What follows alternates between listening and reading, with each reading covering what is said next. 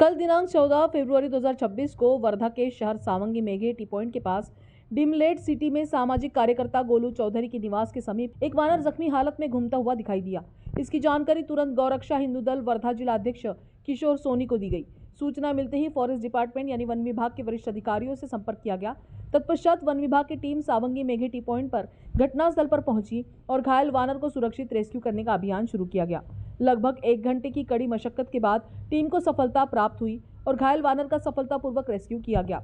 Rescue के पश्चात घायल वानर को आगे के उपचार हेतु पीपल फॉर एनिमल्स करुणा आश्रम पिंपरी मेघे भेजा गया है, जहां पशु चिकित्सकों की देखरेख में उसका इलाज किया जा रहा है।